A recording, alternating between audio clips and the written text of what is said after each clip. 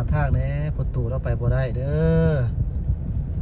ค่อยๆเด้อพี่น้องปกไปเฮาให้เพิ่นไปก่อนเนาะเอาตู้ไอ้เซฟตี้เด้อเจ้าไปได้เด้อบัดนี้เอาไอ้ตนเนาะเราขามไปรถเรียนคิวใส่น้ำมันแต่สวัสดีท่านผู้ชมตอนนี้จะพาท่านผู้ชมไปเบิ่งโครงการต่างๆตามถนนคนต่อคนทางจนไปฮอดพุ่นแหละสีไข่สีเกิดไปเบิ่งได้จุดหลายหม่องเนาะเจ้าว่าบ้านฮอดปัจจุบันนี้เป็นอะไรฝากตอดแน่สำหรับผู้ที่อยู่ไกลเด้อเจ้าเด้อเอาเริ่มจากนี้เจ้าเขตนี้มันหลัก2เด้อเจ้าหลัก2นี่ก็มีโครงการถือว่าเป็นโครงการตอนนี้กำลังมีการโฆษณากันสมควรเติบเพราะว่าจะเป็นคือเห็นในรูปอีกล่ะเป็นอาคารตึกคอนโดเป็นโรงแรมซึ่งว่าจะมีอยู่2เฟสเด้อเจ้าโดยที่ว่ามีการร่วมมือกันระหว่างทางภาคนครหลวงวิงจันทน์ลาวและก็จากซปจีนพุ่นล่ะเอาตอนนี้เฮาก็มาฮอดแถวสีฮอดสีไข่เนาะเจ้าเบิ่งประเทศป้ายถือว่าชัดเจนนี่เจ้า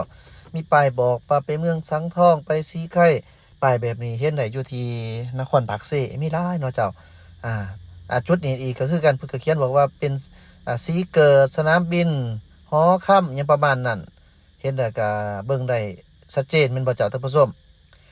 ตอนนี้เฮาก็มาที่บอนสีไข่เนาะเจ้าจุดสีไข่ตลาดสีไข่ถือว่าเกี่ยวกับเรื่องการสัญจร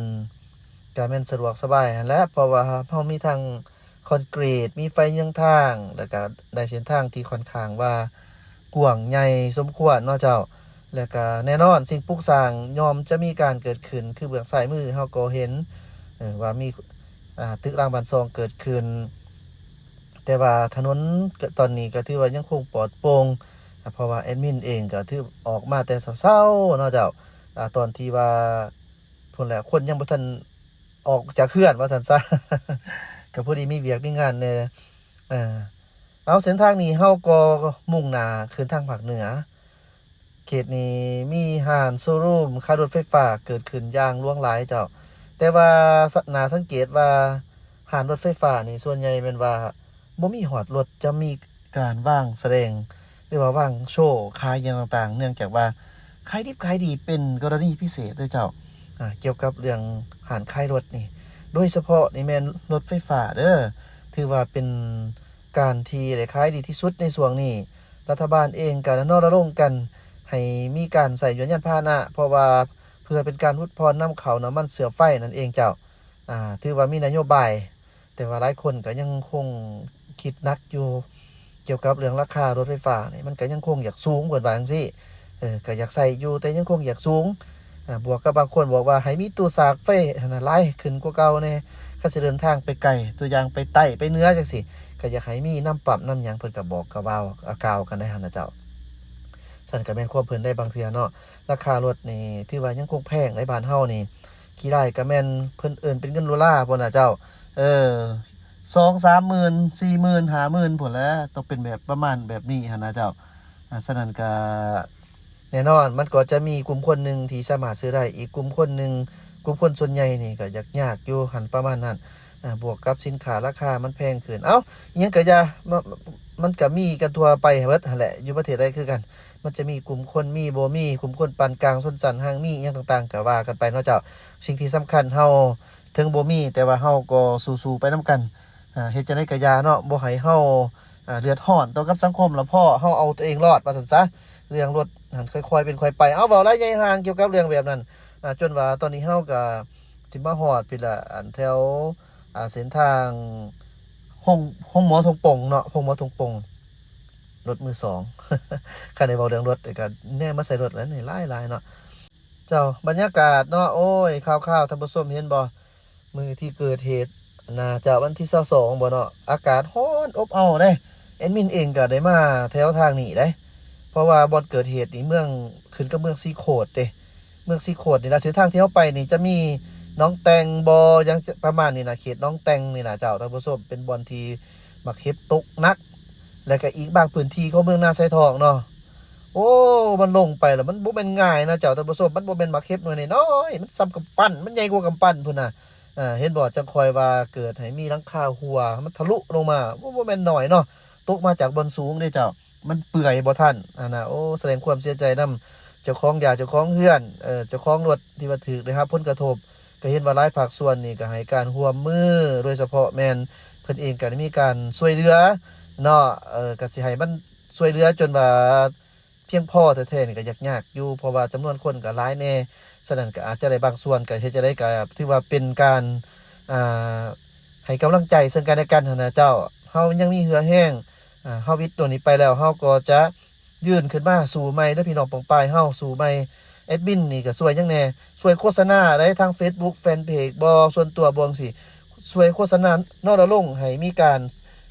ช่วยเหลือนะกันได้บ่ได้ก็น้อยบ่เชื่อก็ไปเบิ่งได้เนาะเจ้า YouTube เองนี่คือกันเช่นเดียวกันเนาะเจ้าแอดมินก็พยายามช่วยทางแบบนี้เพื่อให้สังคมได้รับรู้อย่างกว้างขวางตอนนี้เฮาก็เห็นว่ามีหลายองค์การเนาะเพิ่นก็ให้การช่วยเหลือแล้วก็มีทางเราพวกทางครีเอเตอร์ออนไลน์อย่างต่างๆก็มีการช่วยเหลือกันอันนี้ก็โอ้ดีใจนำเนาะ